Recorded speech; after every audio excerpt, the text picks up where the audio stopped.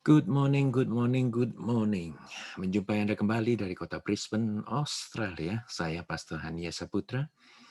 Hari ini saya ingin chit-chat, ya, berbicara kepada saudara mengenai pelayanan yang dipercayakan kepada setiap orang-orang yang terpilih di dalam kasih karunia.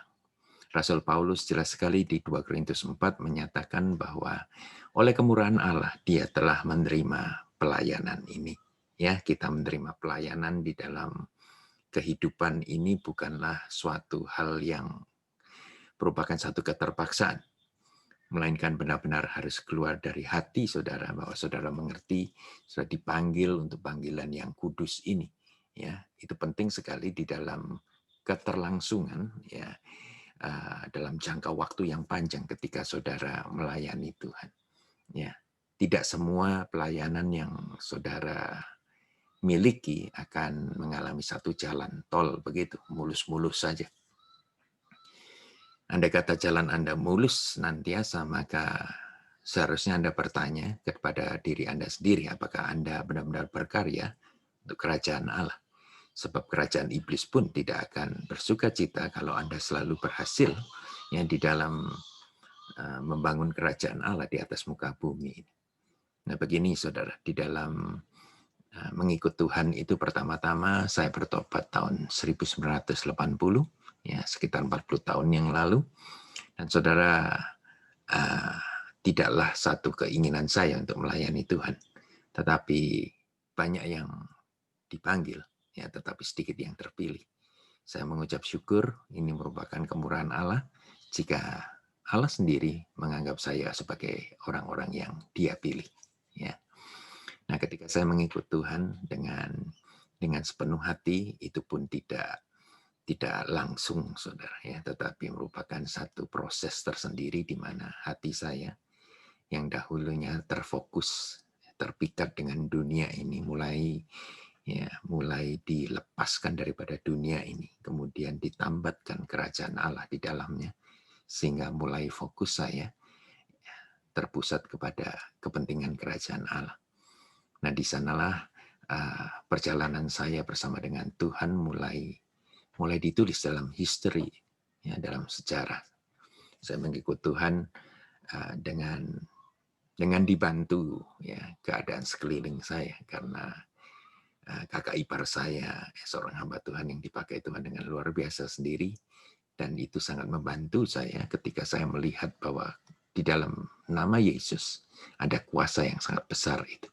Ya, bukan saja merubah orang lain, yang mengusir setan ya, daripada kehidupan orang lain, melainkan semua keterikatan saya terhadap dunia, setan-setan yang ada, demon-demon yang ada di dalam diri saya, semuanya terlepas, ya, bebas. Saya benar-benar bebas, merdeka di dalam Kristus itu. Ya, ketika saya menerima baptisan air itu, ada satu surat pengesahan bahwa saya adalah putra daripada Allah yang Maha Tinggi itu. Nah, di sana saya mulai menikmati kemanisan. Ya, saya mulai mengerti tujuan kehidupan saya. Ya, walaupun kehidupan tidak mulus, tetapi yang jelas adalah panggilan Tuhan nyata di dalam kehidupan saya untuk mewarnai dunia, untuk membawa banyak orang kepada kedewasaan yang Tuhan kendaki di dalam kehidupan setiap daripada orang-orang pilihannya. Nah, saya anggap saja sebagai kehidupan saya sebagai krayon. Yang di tangan saya ini ada beberapa krayon, saudara. Ya, baik krayon yang utuh sebagai ini, krayon yang utuh, maupun krayon yang sudah broken, saudara. Ya, ataupun yang ini lebih kecil lagi. Ya.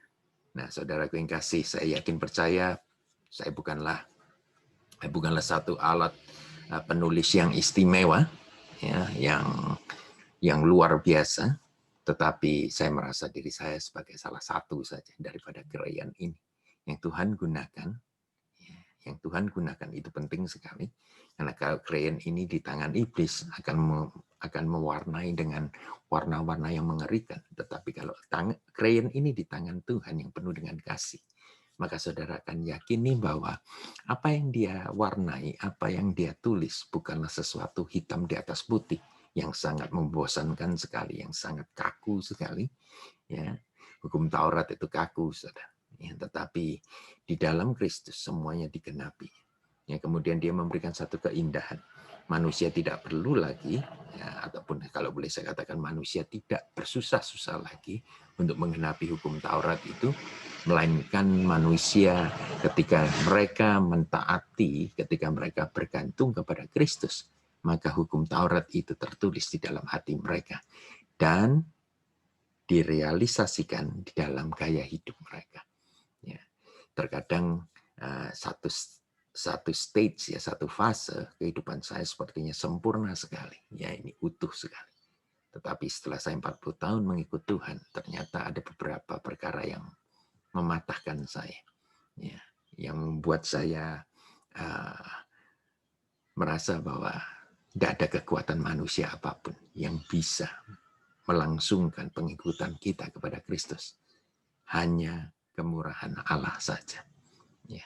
Sebagaimana tertulis di 2 Korintus 4, Paulus mengatakan demikian. Ya. Harta yang kami punyai itu adalah di dalam bejana tanah liat ini adalah merupakan kekuatan yang berlimpah-limpah daripada Roh Kudus sendiri. Tuhan mengasihi hamba-hambanya. Dia memberikan kekuatan untuk bertahan. Bukan dari dalam diri kami sendiri, bukan manusia kami, tetapi melainkan kekuatan daripada Allah sendiri.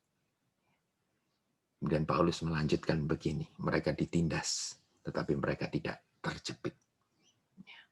Mereka kehabisan akal dalam banyak perkara. Kita membutuhkan hikmat. Tetapi jelas sekali, Paulus mengatakan, kami tidak putus asa. Kami dianiaya. Berapa banyak saudara perhatikan di perjanjian baru. Kehidupan Paulus yang sangat tersiksa. Kalau dia mau berdiri di zona nyaman, terima duit banyak, dia tidak melayani Tuhan. Tetapi dia singkirkan semuanya itu.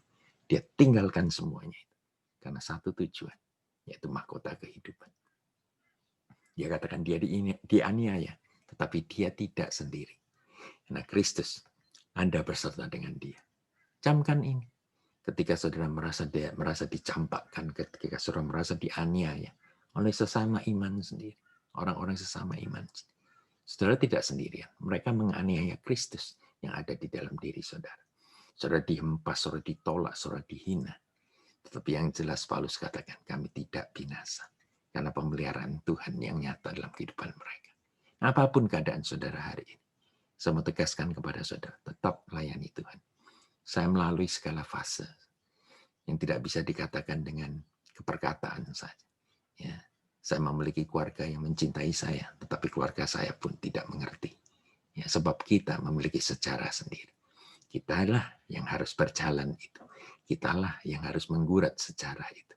Dengan perjalanan yang bersama dengan Kristus, maka kedekatan hati Anda dengan Kristus adalah nyata, bukanlah palsu. Dan saya harapkan kepada saudara, jadilah hamba Tuhan yang otentik. Jadilah hamba Tuhan yang asli. Bukan lagi cinta uang, bukan lagi cinta penghormatan manusia. Tetapi satu-satunya, saudara cinta Tuhan. Dan di sanalah kehidupan Anda akan seperti crayon ini. Saudara, ada satu perkataan saya akan tinggalkan kepada saudara hari ini. Broken crayon still colors. Crayon yang patah ini pun masih bisa mewarnai apapun keadaan saudara.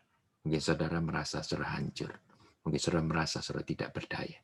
Still, you can color the world and the kingdom of God. Tuhan pakai saudara. Jangan ragu-ragu itu.